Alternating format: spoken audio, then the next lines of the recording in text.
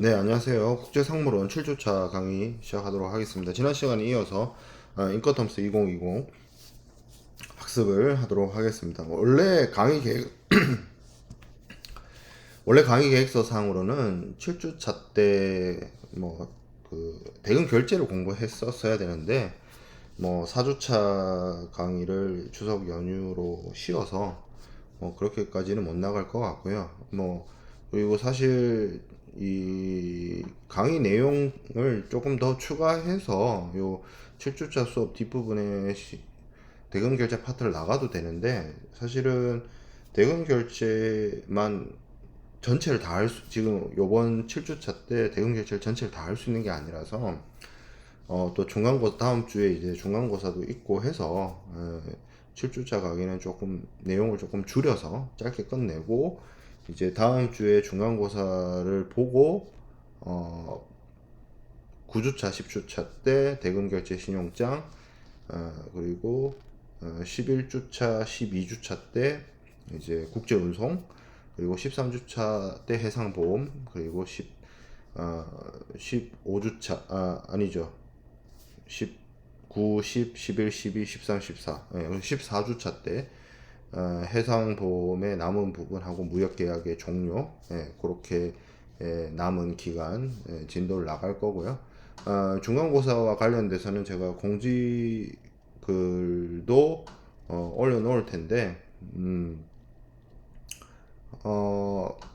일단 LMS의 온라인 시험을 보려고 합니다. 날짜는 다음 주 목요일이 되겠네요. 다음 주 목요일 21일. 우리가 시험 기간이 이번 학기가 9월 1일 날 수요일 날 개강을 하면서 이 커리큘럼 자체가 지금 수요일부터 학사 일정이 돌아가요. 그래서 수요일부터 한 주가 시작되는 개념인데, 그래서 중간고사 기간이 20일부터 26일까지입니다. 그래서 제가 진행하고 있는 다른 수업 같은 경우에는 요게 조금 애매해서 화요일 날 시험을 봐야 되는 상황에 처해져서 26일 날 시험을 보는데, 우리 상무로는 21일 다음 주 목요일 날 시험을 진행을 할 생각입니다. 그래서 그런 측면도 있고 해서 제가 7주차 강의 내용을 조금 줄였어요. 양을.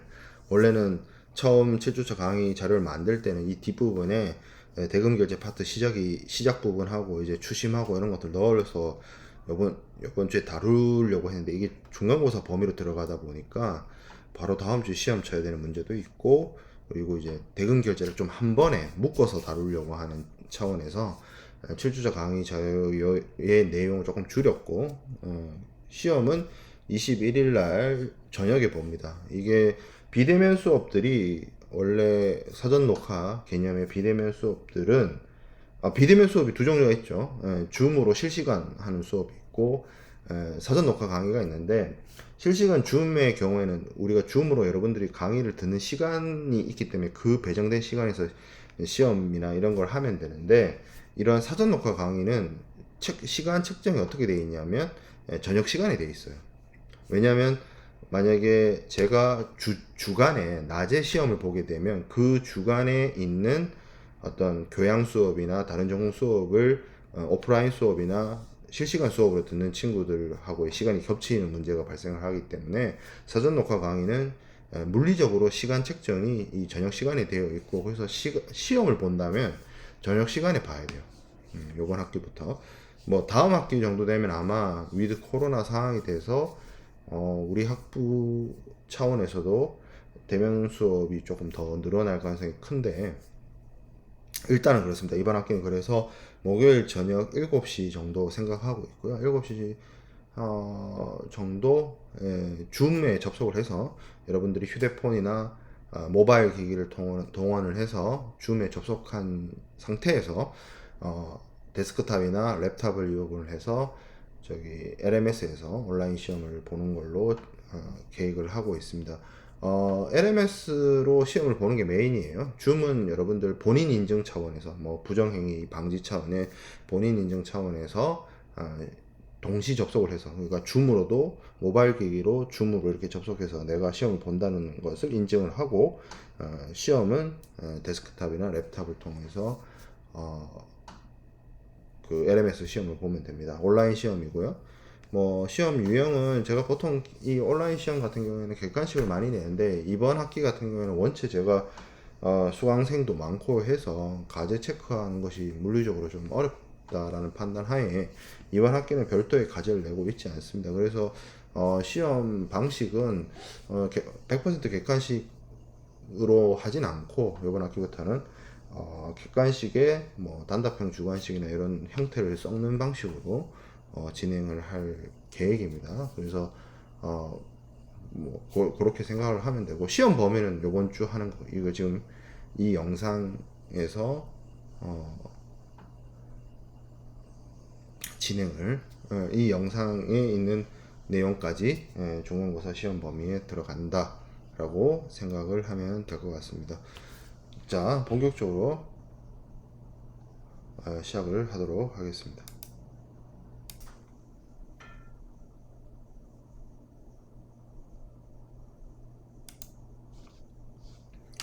자, 우리가 지난 시간에 총 7가지 정형거래 조건을 살펴봤죠. 이게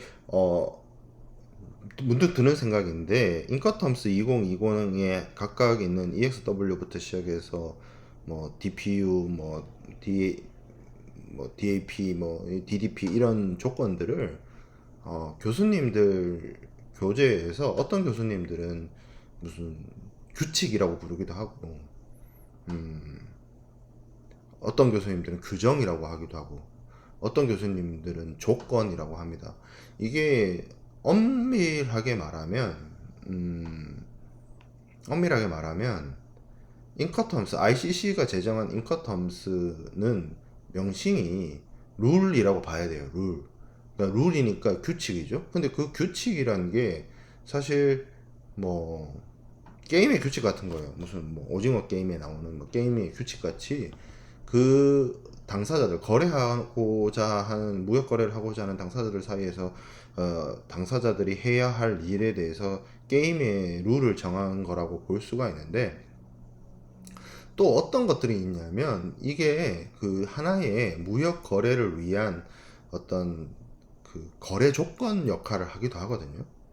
매도인은 무슨 의무를 하고 매수인은 어떤 의무를 한다와 같이 거래 조건의 역할도 하기 때문에 이것을 일종의 트레이드 텀, 그래서 인커텀스잖아요. 인커텀스. 그래서 그러니까 이게 번역을 텀스라고 하면 조건이 되는 거고, 룰이라고 하면 규칙이 되는 건데, 뭐 규칙이라고 말해도 되고 조건이라고 해도 돼요. 일종의 뭐 이거는 이렇게 표현하는 사람도 있고 저렇게 표현하는 사람도 있는데, 제 개인적인 생각으로는 하나의 를 지칭을 할 때, 어떤 조건이다, 어떤 규칙이다 지칭을 할 때 뭐 구분하지 않고 쓰는 게 바람직하지 않나라는 생각이 들고요. 이것들을 총칭하는 말은 그냥 인커텀스입니다. 인커텀스. 이 ICC가 제정한 인커텀스 2020은 정형 거래 조건들 중에 하나예요. 그러니까 인커텀스가 정형 거래 조건 이퀄이 성립하는 것이 아니라 수많은 이 세상에 있는 정형 거래 조건 중에 하나가 인커텀스예요. ICC가 자기들이 출판한 교재에 있는 그런 ICC의 창작물, 지적 재산에 의한 창작물이 인커텀스 2020이기 때문에 그래서 여기 보면 제가 이런 문구를 등장하는데, 여기 보면 카피라이트와 관련된 내용이 있죠. 이게 쉽게 말하면 ICC가 이것에 대한 어떤 재산권을 가지고 있다는 의미입니다. 그래서 정형 거래 조건은 무역 거래 당사자들 사이에서 정형화된 틀, 정형화된 폼으로서 계약 내용이나 당사자 의무나 면책들을 규정해 놓은 하나의 거래 플랫폼을 의미한다라고 이해를 하면 되는데, 그 정형 거래 조건 중에 가장 유명하고 대표적인 게 ICC다. ICC다라고, 이제 인커텀스다라고 이해하면 될 것 같습니다. 자, 그래서 우리가 지난 시간에 인커텀스 2020의 서설이 길었네요. 7가지.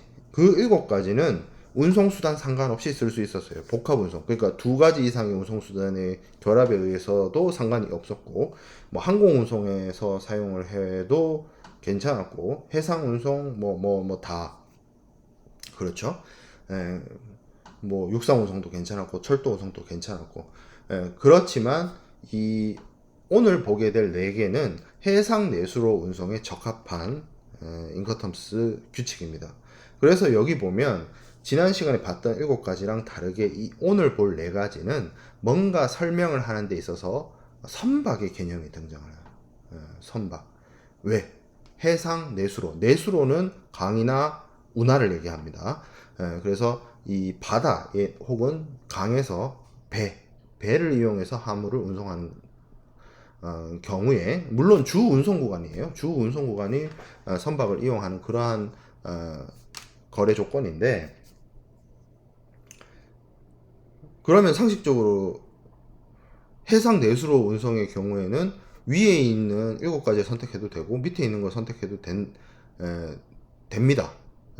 이게 사실은 제가 이게 게임의 규칙이다라는 표현을 썼는데, 게임의 규칙이란 거는 사실 당사자들이 정하기 나름이잖아요. 하다못해 뭐 포커 게임을 한다라고 치고, 아니면 구슬놀이를 한다라고 칠 때, 아니면 그 뭐 고스톱을 친다라고 할 때 이 동네마다 룰이 달라요. 그런 것처럼 당사자들이 정할 문제예요. 해상 내수로 운송을 하기 때문에 자기들이 여기 있는 FAS나 FOB를 쓰는 것도 있을 수 있고, 아니면 그리고 자기들이 필요에 의해서 위에 있는 7가지 운송수단 상관없이 쓸 수 있는 인커텀스 규칙들을 사용을 해도 무방을 합니다. 그러면 왜 이렇게 나누는 실익이 뭐 있습니까? 라고 물어보면, 오늘 배우게 될 FOB와 CIF는 인커텀스, 그러니까 국제상업회의소가 인커텀스를 만들기 이전부터 존재했던 규칙들입니다. 훨씬 그 이전부터 존재했던 애들이에요. 그것을 자기들의 창작물인 인커텀스를 만들면서 가지고 온 겁니다. 그리고 사실 이 FOB와 CIF가 예전부터 존재했기 때문에 그 알파벳 대문자 3개로 되어 있는 그러한 모습을 본떠서 우리가 지난 시간에 봤던 뭐 DAP라든지 FCA라든지 이런 창작물들을 만들어낸 거예요. 일종의 오마주 내지는 샘플링 한 겁니다. FCA 같은 경우에는. 그래서 이 국제상업회의소는 어떤 이야기를 하고 있냐면, FOB, CIF 같은 경우는 전통적인 해상 운송의 관행을 자기들이 가져왔기 때문에 뭐 전통적인 방식의 해상 운송에 사용하기에 적합하다라고 이야기를 하는 거고, FCA나 CIP나 CPT 같은 경우에는 보면 거기는 해상에서도 쓸 수 있고 항공에서도 쓸 수 있고 뭐 어떠한 운송수단 상관없이 쓸 수 있다라고 얘기를 하잖아요. 근데 그 기전에 또 뭐가 있냐면, 이걸 자기들이 창작했기 때문에, FOB, CIF 같은 경우에는 원래부터 있던 규칙이었지만 FCA나 CPT나 CIP는 자기들의 머릿속에서 만들어낸 창작물이기 때문에 사용자로 하여금 이거 좀 많이 써주세요 라는 취지도 있고, 그리고 자기들이 창작을 했기 때문에, 자기들이 창작해낸 결과물이기 때문에 최대한 현실에 있는 운송 관행이나 모습을 본떠서 만들고자 했던 노력들이 있습니다. 쉽게 말해서 FOB, CIF는 1700년대, 1800년부터 존재를 했던 것이거든요. 그 역사적인 그게 있는 건데, 그 역사적 근거를 바탕으로 만들어져 있기 때문에 되게 엄격하고 현실의 어떤 운송 관행하고 조금 멀어져 있는 개념이 있어요. 어떤 부분이 그러냐? 컨테이너 운송이 그렇습니다. 컨테이너 운송의 경우에는 수출자나 수입자가 자기가 직접 통제하에 물품을 본선에 선적하거나 양화하거나 하지 않아요. 뭐 우리가 알고 있는 대형 컨테이너 선사들, 머스크라든지 HMM이라든지 에버그린이라든지 MSG, CGA, 갑자기 이름이 생각난다. 코스코, 그렇죠? 갑자기 스위스 선사 이름이 생각이 안 나는데. 어쨌든 지금 뭐 국제운송 시간이 아니니까. 그런 대형 선사에게 육상 구간에 있는 터미널에서 컨테이너, 그것이 뭐 FCL 컨테이너든 FCL 컨테이너는 풀 컨테이너고, 컨테이너 20피트든 40피트든 컨테이너 하나를 다 채웠든지 아니면 컨테이너를 다 채우지 못하는 화물이든 이것을 그 대형 선사들의 터미널에 화물을 넘겨주는 걸로 자신의 그 인도 의무를 다 하게 되기 때문에 소위 말해서 본선에 직접적으로 선적을 한다든지 하는 것을 할 수가 없어요. 예. 근데 여기 보면 FOB나 CIF는 본선 적재를 얘기를 하거든요. 예전에 그런 대형 선사들이 전기선의 운송 서비스를 제공하기 이전에 운송 모습을 본떠서 만들었던 것이 FOB CIF라면 지금 현 시대의 해상 운송의 간행이란 것이 컨테이너 선을 중심으로 돌아가고 있고, 그 컨테이너 선을 중심으로 돌아가는 운송 간행을 전적으로 반영해서 국제상업회의소가 그대로 만들어 놓은 게 오늘날의 FCA, CPT, CIP라는 점입니다. 그래서 위에 있는 7가지도 해상 운송에 쓸 수 있고 밑에 있는 4가지도 해상 운송에 쓸 수 있다라고 제가 설명을 하잖아요. 말만 위에 7가지는 뭐 운송 수단에 상관없이 쓸 수 있는 규칙, 밑에 있는 건 해상 내수로에 쓸 수 있는 규칙이지만, 제가 반복해서 설명하다시피 위에 있는 7가지도 해상 운송에 쓸 수 있어요. 그러면 여러분들이 본질적으로 드는 의문이, 그러면 이 위에 거하고 밑에 4개하고 무슨 차이입니까? 밑에 4개는 어쩔 수 없이 ICC가 만든 게 아니라 옛날부터 내려오던 그 애들이고요.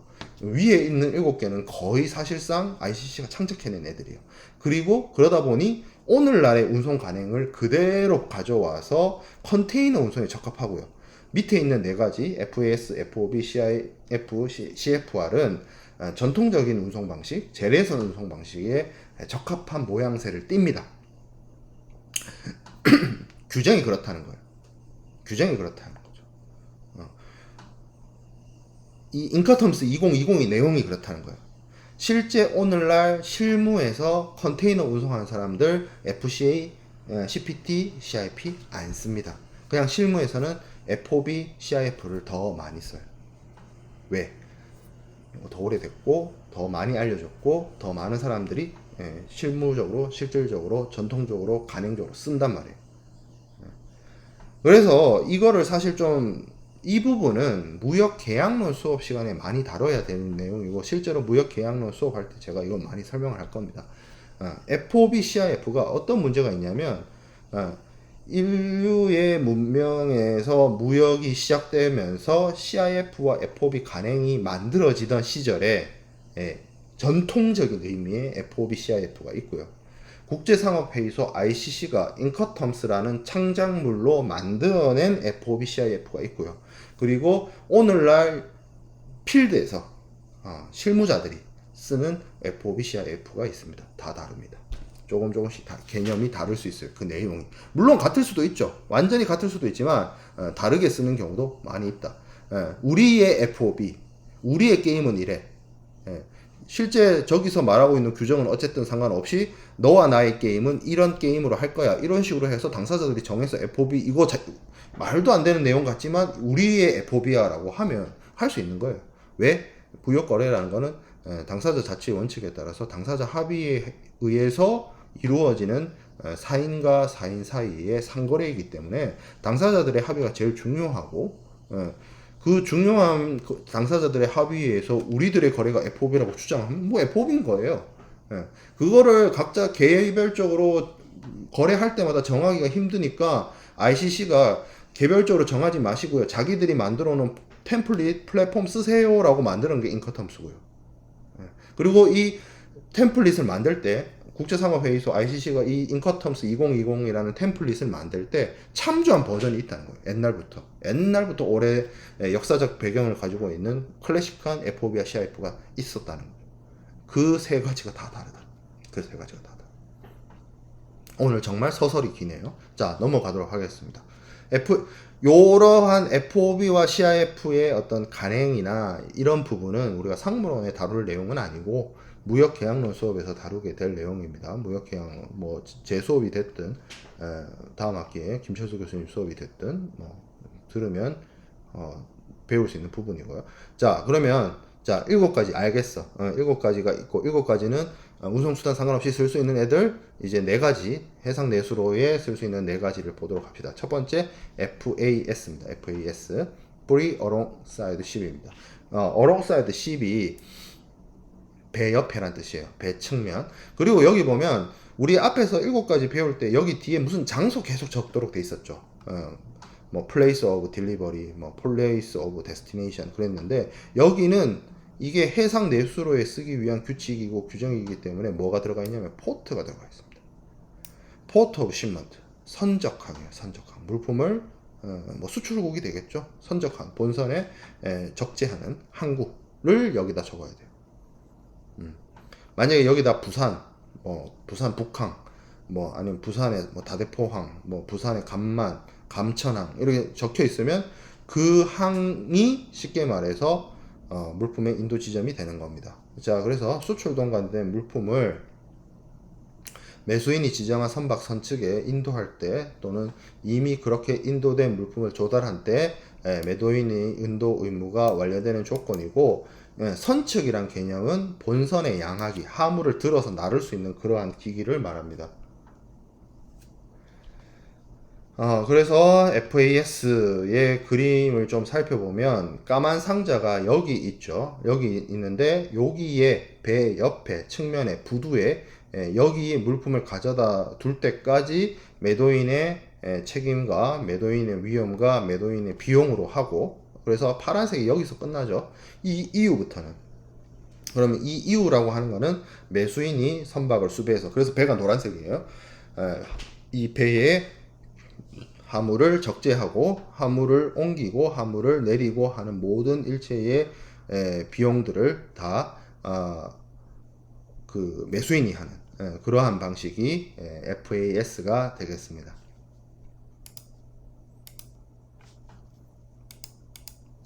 자, 그래서 이 FAS의 뭐 앞서 얘기했던 것처럼 위험과 비용의 분기점을 이야기를 하면 부두성의 선측, 배 옆에 이 화물을 적재하는 곳이 되는데, 보통 이렇게 거래하게 되는 화물들이 있어요. 그 화물의 특성인데 주로 이제 대량의 벌크 화물들, 뭐 석탄이라든지 곡물이라든지 목재라든지 그런 것들이 선창 부두에 이렇게 쌓아 놓게 되는 거고, 그걸 이제 그렇게 인도하거나 조달하거나 해서 물품의 인도를 매도인이 하게 되는 거죠.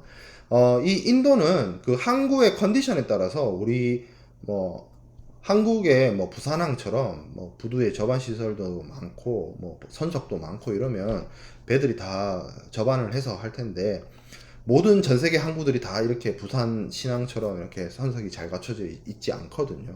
그러면 중간에 바지선 같은 걸 이용을 해서 이런 식으로 인도하는 경우도 있습니다. 그거는 부두의 상황에 따라서 거래 당사자들이 선택할 문제인 거죠. 그래서 바지선에서 넘겨주는 것도 가능하다라는 거고, 이거는 배 측면에서 있는 부두에서 넘겨주는 거잖아요. 만약에 이 정도 지점에서 터미널에서 혹은 뭐 창고에서 매도인이 이 운송인에게 화물을 인도하는 경우에 FCA가 더 적합하기도 합니다. 이게 제가 FCA가 더 적합하다고 얘기하는 게 아니라 인커텀스 2020 책에 그 ICC가 출간한 책이 있거든요. 그 책이 그렇게 적어 놨어요. FAS보다 FCA를 쓰세요. FOB보다 FCA를 쓰세요. 뭐 CIF보다 CIP를 쓰세요. 뭐 이런 내용이 들어가 있어요. 그 이유는 그겁니다. FOB, CIF는 옛날부터 전통적으로 있던 애들이고, FCA나 CIP는 국제상업회의소 ICC가 창작한 거다. 창작을 했기 때문에 있기겠죠. 자기가 만든 거예요. 이게 그러니까 쉽게 말하면 양자와 친자의 차이예요. 그리고 이 전통적인 개념의 FAS나 FOB나 이런 것들이 오늘날의 컨테이너 운송하고는 조금 운송 가능성에 차이가 있다. 그렇지만 FCA나 CIP, CPT의 경우에는 운송인에게 인도하거나 운송인이 지정한 뭐 터미널이나 이런 곳에서 매도인이 운송인에게 물품을 넘겨주기 때문에 오늘날의 컨테이너 운송에 적합하다. 그런 문제가 있습니다. 그래서 컨테이너 운송의 경우에는 FAS를 쓰지 말고 FC를 쓰는 게 좋겠다라는 내용이 들어가 있고요. 운송 방식은 주로 이제 해상 내륙수로 운송해서 사용하는 것이고, 인도 지점은 말했던 것처럼 항구에 부두에서 하거나 아니면 바지선 혹은 부선, 부선을 이제 라이터죠, 라이터. 본선이 아닌 부선. 자, 그리고 위험과 비용의 분기점, 이 지점이죠. 이 지점까지의 매도인이 제조비나 포장비나 내륙 운송비나 수출과 관련된 통관 비용이나 부두 사용료, 창고료 이런 비용들을 매도인이 부담을 하고, 그 물품의 인도 이후에 발생되는 모든 비용에 대해서는 매수인이 책임을 지게 됩니다. 자, 그 다음에 보게 될 애는 FOB입니다. FOB, Free on Board라고 하죠.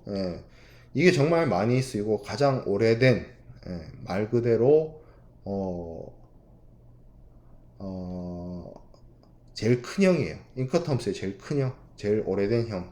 근데 이 FOB의 개념은 지정된 선적항에서 매수인이 지정해요. 배가 노란색이에요. 그래서 매수인이 지정한 본선의 물품을 매도인이 인도하거나 인도된 물품을 조달하는. 그러니까 그렇게 본선에 실어 놓거나 아니면 화물을 그렇게 실려 있는 배를 수배를 해서 넘겨주는 거 가능하다. 그러니까 석유 같은 거 내가 중동에서 석유를 선적해도 되지만 이미 중동에서 석유를 선적한 배를 통째로 구매해서 보내주는 것도 가능합니다. 그래서 조달의 의미를 제가 지난 시간에도 설명을 했었죠. 그래서 물품을 배에 선적해야 된다라는 게 핵심이고, 또 이 말이 들어가 있어요.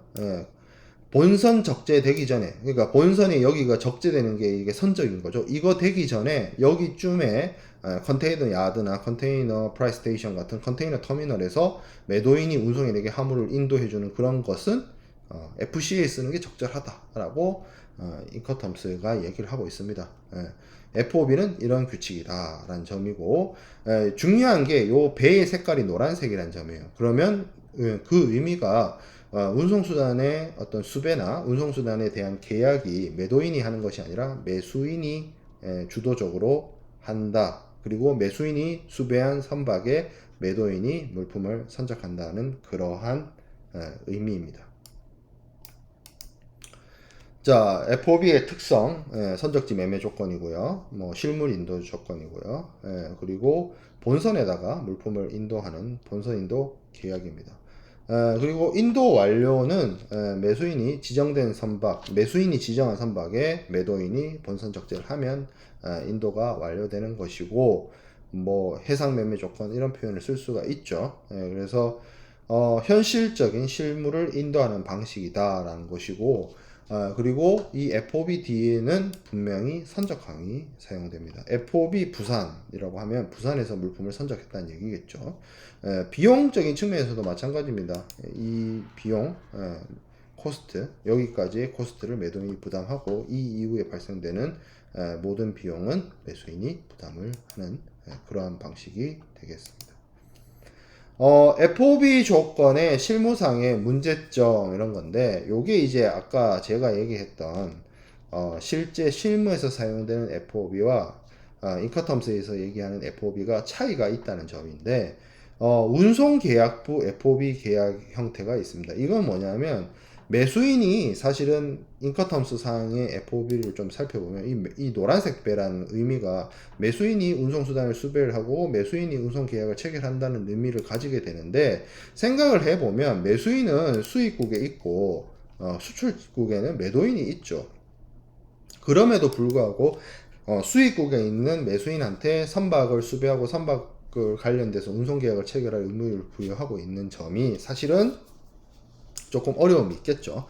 그래서 수출지에 있는 매도인으로 하여금 운송계약을 체결하거나 아니면 그 제3자에게 운송계약이나 이런 부분을 위탁을 하고, 다만 뭐 비용은 운송계약 체결의 비용이나 운임이나 뭐 이런 부분은 매수인이 부담하는, 그래서 운송계약 체결을 매수인이 매도인에게 떠넘기는, 그렇게 돼버리면 사실 인커텀스 2020의 FOB와 요런 방식의 FOB가 차이점이 발생을 하거든요. 자, 그리고 매도인이 선화증권을 제공하는 문제점이 있습니다. 앞서 제가 얘기했던 것이 실물 인도라고 이야기를 했는데요. 매도인의 입장에서는 여기 배 위에다가 함을 딱 실어주면 그걸로 끝이에요. 내 손을 떠난 겁니다. 쉽게 말해서 우리가 편의점에서 물건을 살 때 내가 돈을 주고 물건 가져오면 이게 내 물건이 되는 것처럼 일단 매도인의 역할은 거기서 선박에 본선 적재하는 걸로 자신의 역할을 다 하게 되고 인도 의무를 다 이행을 하게 되는데, 문제가 뭐냐면 이 해상 운송 계약의 간행상 선화증권이 발행될 수밖에 없어요. 선화증권이라고 하는 거는 물품의 권리가 체화되어 있는 서류이고, 선화증권을 가지고 있는 사람은 물품의 권리를 주장할 수 있는 사람이고, 쉽게 말해서 선화증권을 들고 있는 사람이 물품의 주인이기도 합니다. 왜냐하면 목적지 목적항에서 해상 운송인에게 선화증권을 제시하면 물품을 인도를 받을 수 있기 때문에, 물품의 권리가 종이 서류에 체화되어 있는 것이 선화증권이죠. 그런데 운송 화물을 본선에 선적하는 사람이 매도인이다 보니까 매도인한테 선화증권이 넘어가게 돼요. 그러면 이게 곤란한 측면이, 사실은 매도인은 물품을 본선 적재해서 인도하는 것으로서 나에게 내 손에서 물품이 떠나가는 건데, 아직까지 내 손에 저 물품을 찾을 수 있는 서류가 나에게 남겨져 있게 되는 거예요. 그런 문제 방식이 있습니다. 그런 방식.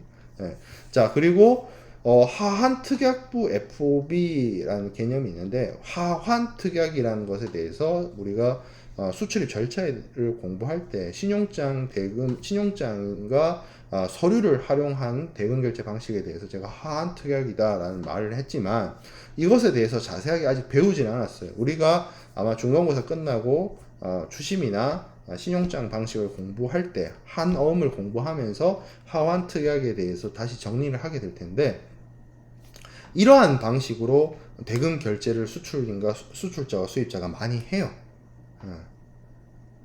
이것도 문제가 있는 거죠. 하한특약이라는 게 결과적으로 보면 어음 결제를 하는 것과 마찬가지로 대금을 나중에 받게 되거든요, 매도인이. 근데 앞에서 설명했던 FOB는 현물인도고, 그러니까 여기에 매도인이 물품 실어주면 물품 넘겨준 거고, 사실상 이 순간 동시이행으로 매도인이 대금을 받아가야 되는데, 한어음을 이용한 추심이나 신용장 거래 방식을 채택을 해서 결제를 하게 되면 어떤 일이 벌어지느냐, 대금을 굉장히 나중에 받게 되는, 실제 물품의 인도 시점과 대금 결제 시점의 차이가 발생하는 그런 문제들이 등장을 합니다. 그런 부분들이 실무적인 어떤 업무와 인커텀스의 갭이 존재한다 라고 볼 수 있겠습니다.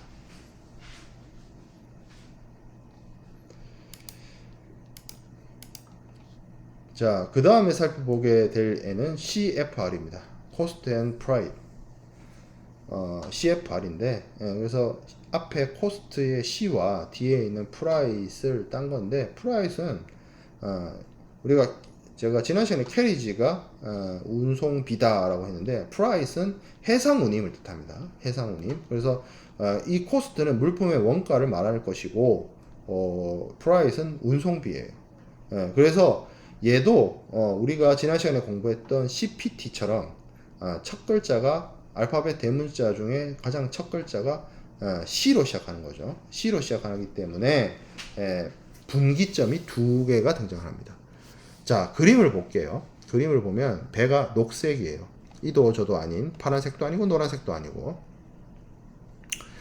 그리고 여기 까만색 선이 등장하는 것이 아니라 회색 선이 등장을 합니다. 이게 뭘 의미하느냐, 지난 시간에 공부했던 CPT처럼 물품의 본선 적재와 물품의 인도는 여기서 이루어지고, 여기서 매도인의 책임에서 매수인의 책임으로 넘어가고, 매도인의 비용 부담, 매도인의 위험 부담에서 매수인의 위험 부담으로 넘어가는데, 뭐만 주 운송 구간의 운임만, 이 주 운송 구간의 운임이라고 하는 거는 CFR 기준으로 치면 운송비가 운임이죠. 해상 운송이기 때문에 이 해상 운임에 대해서 매도인이 부담을 하는, 그래서 이 목적지 목적항까지 가는데 들어간 주 운송 구간의 운임을 매도인이 부담하는 방식. 매도인은 지정된 목적항까지 물품을 운반하는 데 필요한 운임을 지급한다. 그래서 CPT나 CIP, 우리가 지난 시간에 공부했던 CPT나 CIP 보면 뒤에 어떤 장소가 오게 돼 있었어요.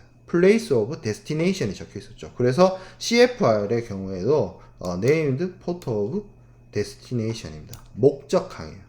목적항을 적는다. 그래서 목적지까지 제가 설명할 때 지난 시간에 뭐 카카오 택시나 뭐 이런 택시 앱을 통해서 누군가에게 택시비를 결제를 해주고 태워 보내는 걸 설명을 했었죠. 그런 것처럼 내 역할은 운송수단, 여기서는 선박이겠죠. 선박에 본선 적재하거나 조달해가지고 실어주는 걸로 끝나고 그 이후부터는 매수인의 책임이고 매수인의 비용이지만 나는 다만 택시비, 그러니까 해상 운임을 내가 대신 내준다 라는 거죠. 해상 운임을 대신 내가 내주기 때문에 운송인을, 선박이나 운송인을 내가 수배해서 내가 운송 계약을 체결해야 됩니다. 그래서 매도인이 목적지까지 물품을 운반하고 필요한 운임을 지급하고 이 매도인이 해상 운송 계약을 체결하는 그런 방식이다 라는 거죠. 자, 그러면 CFR과 CIF는 무슨 차이냐? 이것도 CPT와 CIP 차이와 CFR과 CIF 차이의 차이와 똑같습니다. 뭐가 있어요? 여기 인슈어런스가 있습니다. 인슈어런스. 그래서 인슈어런스, 보험에 대한 부분을 매도인이 더 추가적으로 부담하는 것이 CIF다. 이런 CFR과 CIF는 전부 다 상징적 인도라고 얘기를 합니다. 왜 상징적 인도라고 하냐면 이게 이쪽으로 매수인이 와 있는 게 아니고 매도인이 수배한 운송수단에다가 화물을 선적해서 보내는 거잖아요. 그래서 현물, FOB처럼 매도인이 매수인한테 직접적으로 물품을 인도해서 넘겨주는 것이 아니라 중간에 운송인한테 물품은 선적을 하되 이 물품을 매도인이 매수인한테 보내는 것이 아니라 이 물품을 선적하고 나온 선화증권, 결국에는 핵심은 선화증권인데 이 선화증권을 은행을 통해서 매도인이 매수인에게 인도한, 물품을 직접 인도하는 것이 아니라 선화증권을 인도하기 때문에 상징적 인도라고 얘기를 합니다. 왜 상징인데? 물품이 현물이잖아요. 물품이 본체잖아요. 근데 이 물품을 대신할 수 있고 물품을 나타내고 물품의 권리를 주장할 수 있는 어떤 것이 있어요. 그게 상징물이라는 거죠. 아바타 같이. 아바타가 본체는 아니잖아요. 우리가 아바타라는 영화를 여러분들이 봐서 알겠지만 본체는 뒤에 따로 있는데 그 본체를 대신해서 앞에서 움직이는 애가 있잖아요. 그게 아바타잖아요. 그런 상징물을 의미하는 거예요. 물품의 본체는, 이 거래에서의 본체인 물품은 선박에 적재되어 가지고 바다를 건너가고 있습니다. 근데 우리가 알고 있는 상거래라고 하는 거는 물품을 주고 돈을 받는 건데 이 물품은 CIF나 이런 해상 운송을 이용한 거래에 있어서는 본선에 적재되어서 바다를 건너가고 있어요. 그래서 직접적으로 물건 파는 사람이 물건 사는 사람한테 물건을 건네주는 그런 게 될 수가 없어요. 대신 어떻게 한다고? 이 물품을 배에 실으면서 발급된 선화증권, 목적지에서 이 물품을 찾을 수 있는 권리증권, 그리고 이 물품에 대해서 권리를 주장하거나 화물의 인도를 주장할 수 있는 권리증권인 선화증권이 이 물품의 아바타이고 이 물품의 상징물인 거예요.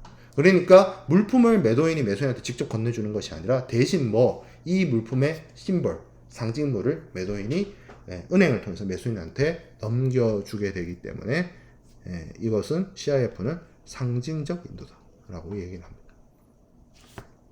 자, 그래서 CIF에 있어서 이것은 서류의 매매 계약이다 라고 하고, BL이 선화증권이죠. 선화증권에 의해서 매도인에서 매수인에게로 권리가 이전된다 라는 측면입니다. 자, 선화증권과 이 선화증권과 같은 서류를 이용을 해서 대금 결제를 하는 방식은 우리가 하하나옴 치결인데, 그 부분은 국제운송 파트에서나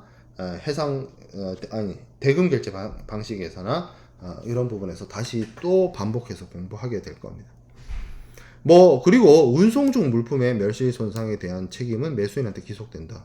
제가 그런 얘기를 했죠. 저는 목적지까지 가는 데 있어서의 비용만 내줬다. 그 이후에 발생되는 추가적인 문제나 추가적인 비용은 매수인의 책임으로 기결이 됩니다. 자, 그리고 뭐 선적 서류를 담보로 해서 하한 어음으로 결제되는 방식이다라고 되어 있는데, 요 하한 어음이라는 게 일종의 어음의 종류고 한어음의 종류예요.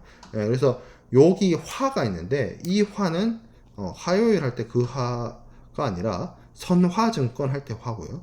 여기 환이 있는데 이 환은 환어음이라고 할 때 환입니다. 그래서 선화증권과 한어음을 이용을 해서 대금 결제를 하는 방식인데, 그걸 하한어음 결제 방식, 하한특약제 뭐 결제 방식 뭐 이렇게 지칭을 합니다.